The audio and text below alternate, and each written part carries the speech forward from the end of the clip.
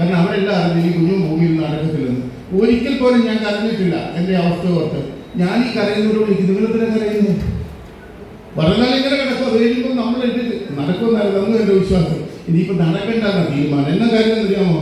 കാലമുള്ള എന്നെ ആരും ലോകത്താരും അറിയത്തില്ലായിരുന്നു. ഇപ്പോൾ ലോകത്ത് എന്നെ ഒരുപാട് മനുഷ്യർക്ക് എല്ലാ രാജ്യങ്ങളിലും ഉള്ളവർക്ക് അറിയാം.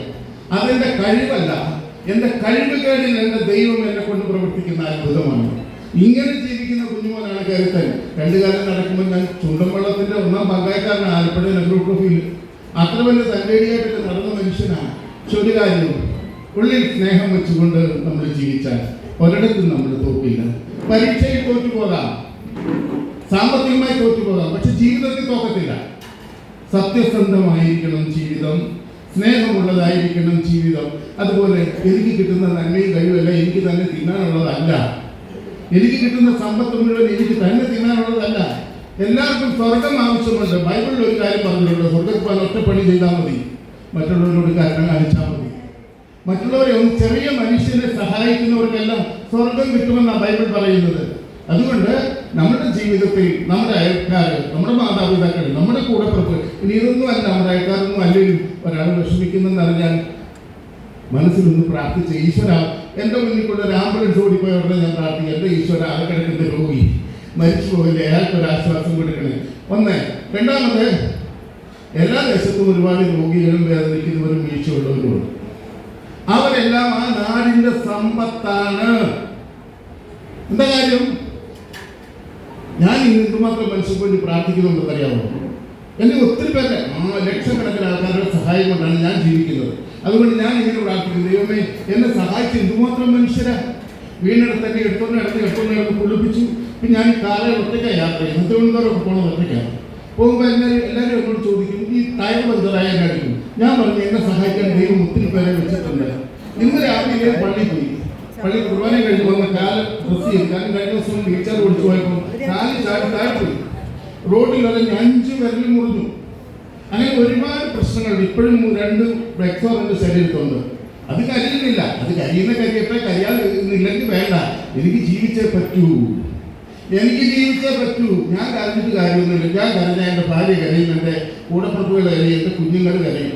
അവരെയൊക്കെ ഒന്ന് സന്തോഷിപ്പിക്കാൻ ഞാൻ ഇച്ചിരി സഹിച്ചുകൊണ്ട് ഞാൻ പറയും, ഈശ്വര ഞാനിപ്പോൾ അനുഭവിക്കുന്ന ഈ സഹനവും സങ്കടങ്ങളും ഒക്കെ എന്നെ സഹായിച്ചവരും എൻ്റെ നാട്ടുകാരുമായ എല്ലാ മനുഷ്യർക്കും വേണ്ടി ഞാൻ കാഴ്ചവെക്കുന്നു.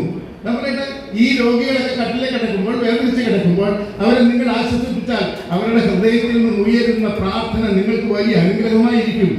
അതുകൊണ്ടാണ് ഞാൻ പറഞ്ഞത്, ദേശത്തുള്ള ഓരോ രോഗികളും ദേശത്തിന്റെ അനുഗ്രഹമാണ്, ശാപമല്ല.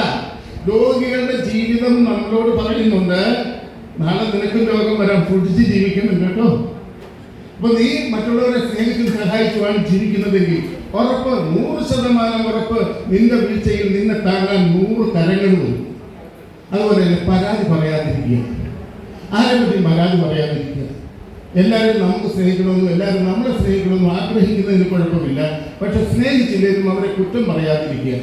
നമ്മുടെ വാക്കുകൾ, നമ്മുടെ പ്രവൃത്തികൾ, നമ്മുടെ ചിന്തകൾ അതൊക്കെ നമ്മെ ഒരുപാട് ബലപ്പെടുത്തും. ഈശ്വര വിശ്വാസത്തോടെ സ്നേഹത്തോടെ ജീവിക്കുമ്പോൾ ഞാനും നിങ്ങളും ഈ ലോകത്തിൻ്റെ അത്ഭുതങ്ങളായി മാറും. എൻ്റെ പ്രിയപ്പെട്ടവരെ, കുറച്ച് കവിതകളും കുറച്ച് പാട്ടുകളും ഒക്കെ എഴുതിയിരുന്നു. ഞാൻ ഈ അവസാനം എഴുതിയ പാട്ട് ഇങ്ങനെയാണ്: കർത്താവെന്നെ സുഖപ്പെടുത്തിയില്ല, എങ്കിലും ഇന്നവൻ ബലപ്പെടുത്തി എന്നെ. കർത്താവെന്നെ സുഖപ്പെടുത്തിയില്ല, എങ്കിലും ഇന്നവൻ ബലപ്പെടുത്തി എന്നെ. കരുതലോടെ കാക്കുന്നവൻ, കരുണയോടെ നോക്കുന്നവൻ, നിത്യജീവൻ എനിക്കാൽ നൽകിടും ദൈവം. കർത്താവെന്നെ സുഖപ്പെടുത്തിയില്ല, എങ്കിലും ഇന്നവൻ ബലപ്പെടുത്തി എന്നെ. എൻ്റെ പ്രിയപ്പെട്ട സഹോദരങ്ങളെ, നന്മ ചിന്തിക്കുക, നന്മ പറയുക, നന്മ പ്രവർത്തിക്കുക, നന്മ ജീവിക്കുക. ബാക്കി എല്ലാ കാര്യങ്ങളും ദൈവം ആവശ്യമായ ബലവും കൃപയും അനുഗ്രഹവും സമാധാനവും നൽകും.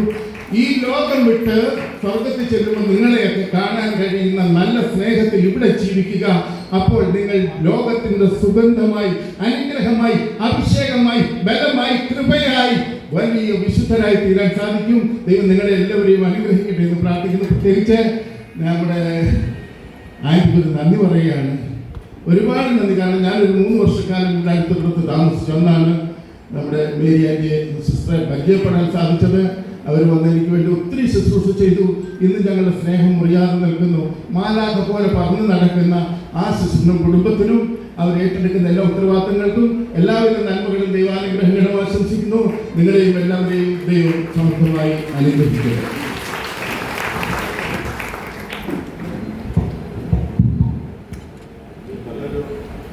നമുക്ക് നല്ലൊരു അനുഭവമാണ് അദ്ദേഹം പങ്കുവച്ചത്. അദ്ദേഹത്തിന് ഏറെ സ്നേഹപൂർവ്വം നന്ദി അറിയിക്കുകയാണ്. അടുത്തതായിട്ട് നമ്മുടെ ശാലികൾ എല്ലാവരും സംസാരിക്കുന്നില്ല. നമ്മുടെ ശാലികളെ പറ്റി നിങ്ങൾക്ക് വേണ്ടി ആശംസകൾ സംസാരിക്കാൻ വേണ്ടി ശ്രീ ഓയ വഴി ഏറെ സ്നേഹം.